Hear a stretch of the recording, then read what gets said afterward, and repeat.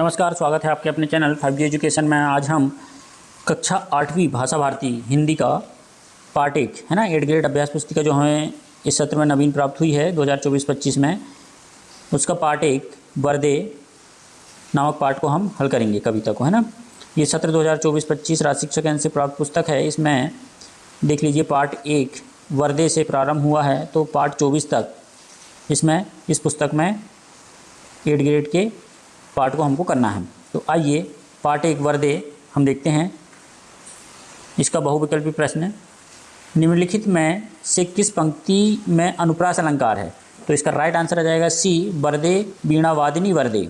इसमें अनुप्रास अलंकार है।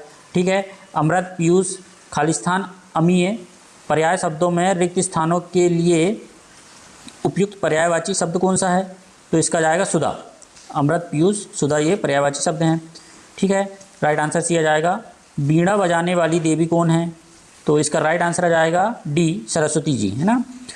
प्रश्न 14 देखते हैं। कवि किसे जगमय करने को कह रहे हैं? तो इसका राइट आंसर आ जाएगा बी, संसार को।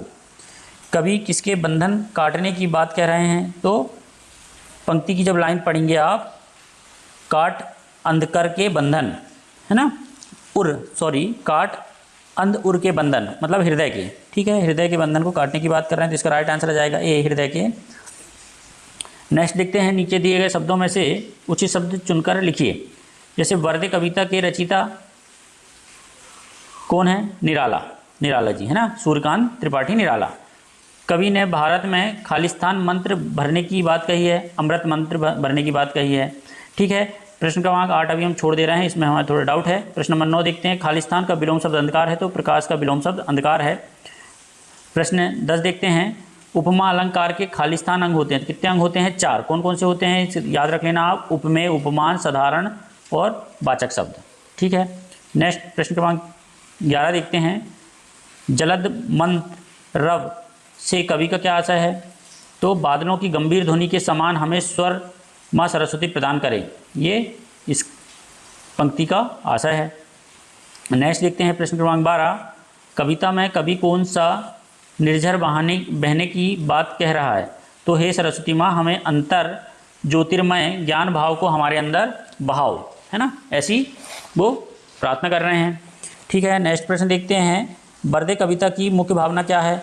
तो नव विकास, नवीनतान, लय और गीत हो, नया कंठ हो, नवीन बादलों के समान गंभीर ध्वनि हो और इस नवीन आकाश में विचरण करने वाले नवीन पक्षियों के समूह को नए पंखों सहित नवस्वर प्रदान करे, ऐसा भावनाओं को व्यक्त किया गया है। ठीक है। प्रश्न नंबर 14 देखते हैं। इन शब्दों की वर्तनी शुद्ध करके लिखिए। जैसे ये क्या लिखा है ना, तो ये इसका सही मातृभूमि ऐसे लिखेंगे, निर्झर ऐसे लिखेंगे, प्रकाश ऐसे लिखेंगे और अमृत ऐसा लिखेंगे। ठीक है, ये इनका शुद्ध रूप है। प्रश्न क्रमांक 15 देखते हैं।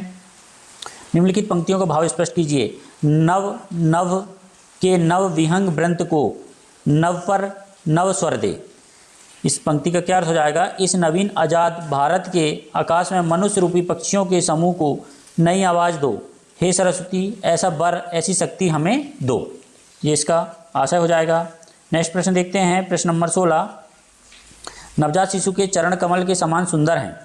नवजात शिशु के चरण कमल के समान सुंदर हैं। वाक्य में उपमेय, उपमान, साधारण धर्म और वाचक शब्द को छांट के लिखना है। जैसे उपमेय क्या है? नवजात शिशु के चरण। उपमान क्या है? कमल। साधारण धर्म क्या है? सुंदर। वाचक शब्द क्या हो जाएगा इसमें? समान। देखिए उपमेय कहाँ पर लगता है? काव्य में जिसके समान गुणधर्म के आधार पर तुलना की जाए। जैसे नवजात शिशु के चरण की तुलना किससे की जा रही है? कमल से, तो इसका ये उपमेय हो गया। उपमान क्या कहलाता है? उपमेय की तुलना जिससे की जा रही हो। जैसे नवजात शिशु के चरण की तुलना किससे की जा रही है? कमल से, तो ये उपमान क्या हो गया? कमल। और उपमेय और उपमान के बीच का समान गुणधर्म को कहते हैं? साधारण धर्म। जैसे नवजात शिशु के चरण कमल के समान कैसे हैं? सुंदर, तो साधारण धर्म इसमें सुंदर आ जाएगा और वाचक शब्द सामान्य आ जाएगा। ठीक है। नेक्स्ट प्रश्न देखते हैं। आकाश के 3 पर्यायवाची शब्द लिखकर उन्हें वाक्यों में प्रयोग कीजिए। जैसे आकाश को क्या कहते हैं? गगन। आज गगन में बादल छाए हुए हैं। आसमान, है ना, और क्या कहते हैं आकाश को? आसमान भी और अंतरिक्ष भी। आसमान में बाकी प्रमुख, सुबह सुबह लोग आसमान को देखते हैं कि मौसम कैसा है ना। अंतरिक्ष, वैज्ञानिक अंतरिक्ष में नए ग्रहों की खोज के लिए उपग्रह छोड़ते हैं। ठीक है, ये ऐसे वाक्यों में प्रयोग आप अपनी तरफ से कर सकते हैं। नेक्स्ट है प्रश्न 18 है, कविता में अलंकार का उपयोग क्यों किया जाता है, लिखिए।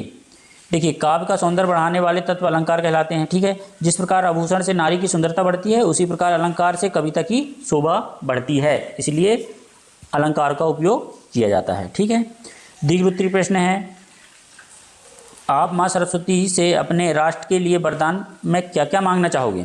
तो आप अपने लिख सकते हैं, जैसे हमने लिखे हैं, हे सरस्वती माँ, मेरे राष्ट्र में सुख समृद्धि हो, कोई किसी की गुलामी ना करे, सब स्वतंत्र हो, देश के सारे बच्चे पढ़े लिखे हों, ज्ञानवान बने एवं देश की समृद्धि में अपना हाथ बढ़ाएं, सबको बराबर की शिक्षा प्राप्त हो, देश में आतंक, भ्रष्टाचार और कलह ना हो, चारों ओर हरियाली ही हरियाली हो, सब सुखी रहें, स्वस्थ रहें, ऐसा हम माँ से प्रार्थना करेंगे। ठीक है, इस प्रकार आप लिख सकते हैं। नेक्स्ट प्रश्न है, आप अपने विद्यालय में कौन कौन से नए परिवर्तन चाहोगे, लिखिए। तो आप अपने स्तर पर लिख लेंगे, जैसे हमने लिखे हैं, कक्षा का वातावरण रुचिपूर्ण एवं रचनात्मक होना चाहिए, इससे बच्चे जानने के लिए और उद्देश्यपूर्ण शिक्षा प्राप्त करने के लिए प्रोत्साहित होंगे, उनकी रुचि और रचनात्मकता को संवेग प्रदान करता है, उन्हें स्कूल जाते रहने और सार्थक शिक्षा को हासिल करने के लिए प्रोत्साहन प्राप्त होगा। ठीक है, ये इस प्रकार से आप अपने क्या परिवर्तन चाहते हैं वो लिख लेंगे। ठीक है, वीडियो अच्छा लगा तो प्लीज़ सब्सक्राइब करना ना